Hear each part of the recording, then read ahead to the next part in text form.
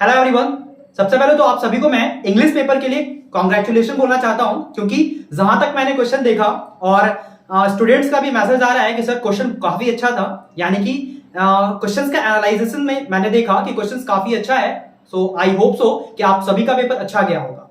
सो अब हमारा पेपर जो है वो मैथ्स का है, तो क्यों ना हम एक ट्रिक फॉलो करके, यानी कि हम कुछ टिप्स फॉलो करते हैं, क्योंकि अब हमारे पास उतना टाइम नहीं है जिससे कि हम मैथ का प्रिपरेशन जीरो से कर सके।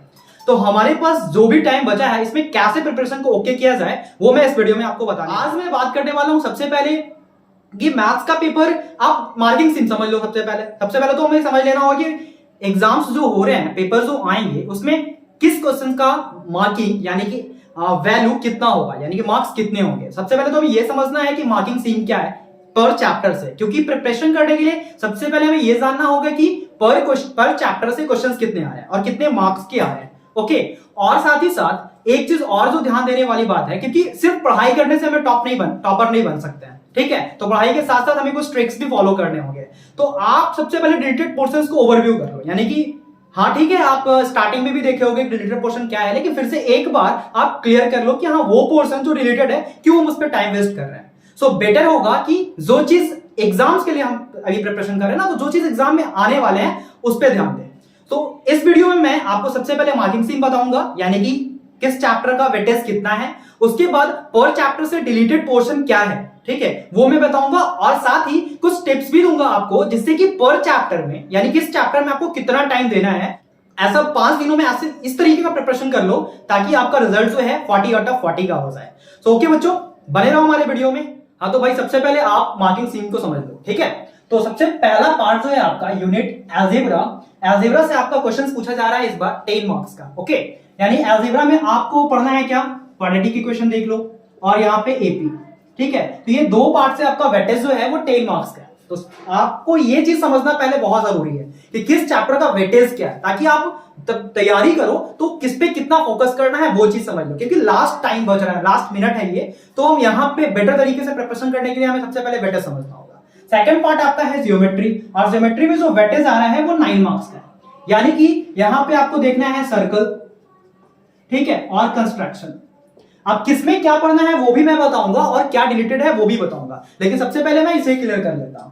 उसके बाद आता है ट्रिगोनोमेट्री, और आपको ही पता है कि ट्रिगोनोमेट्री में फर्स्ट पार्ट में हम लोग टर्म 1 में दे चुके हैं, तो यहाँ पे हाइट एंड डिस्टेंस है, सो हाइट एंड डिस्टेंस का क्लियर कर लेना है चैप्टर। उसके बाद आता है मेंसुरेशन, तो मेंसुरेशन में वॉल्यूम एंड सरफेस एरिया, वहां पे ये देखना है जिसका वेटेज है 6 मार्क्स का, और सॉरी मैंने हाइट एंड डिस्टेंस का वेटेज नहीं बताया, वो 7 मार्क्स का था, ठीक है। और ये काफी इंपॉर्टेंट चैप्टर होगा और मुझे पता है कि ये चैप्टर जो है आप सभी लोगों का क्लियर होगा।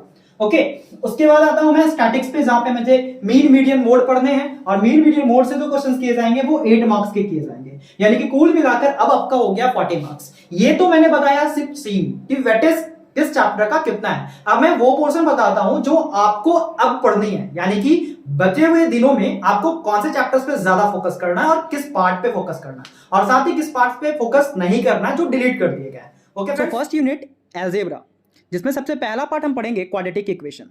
और यहाँ पे पढ़ना क्या है ये पहले आप समझ लो। यहाँ पे हमें standard form of a quadratic equation, यानी x square plus b x plus c is equal to 0 जो हमने पढ़ा था वो एक बार फिर से कवर अप कर लेना है। सॉल्यूशन ऑफ क्वाड्रेटिक इक्वेशन यानी ओनली रियल रूट्स, और by factorization process and by using quadratic formula. ये दो पार्ट आपको पढ़ लेना है क्वाड्रेटिक इक्वेशन में, एक रियल रूट्स फैक्टराइजेशंस का यूज करके और दूसरा क्वाड्रेटिक फॉर्मूला का यूज करके।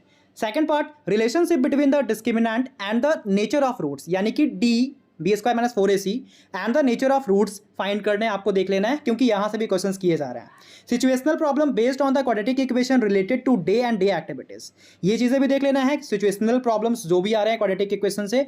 और वन थिंग जो इंपॉर्टेंट पार्ट है, problems of equation reducible to quadratic equation are excluded. जो प्रॉब्लम्स थे, यानी कि व्हाट प्रॉब्लम्स थे क्वाड्रेटिक इक्वेशन पे बेस्ड, ये जो है इस बार एक्सक्लूड कर दिए गए हैं, मतलब हटा दिए गए हैं।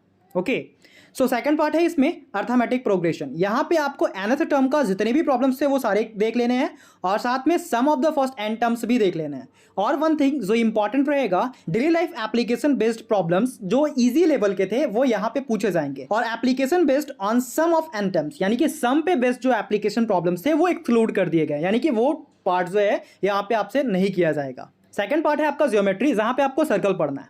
तो tangent to a circle at any point of contact, यानी कि टेंजेंट्स पार्ट जो है आपको देख लेना है। साथ ही साथ कुछ थ्योरम यहाँ पे देखने हैं जिसमें आपने पहला पढ़ा था the tangents at any point of a circle is perpendicular to the radius, यानी कि जहाँ पे हमने बताया था कि टेंजेंट्स जो होता है वो रेडियस के साथ में परपेंडिकुलर बनाता है पॉइंट ऑफ कॉन्टैक्ट के साथ में।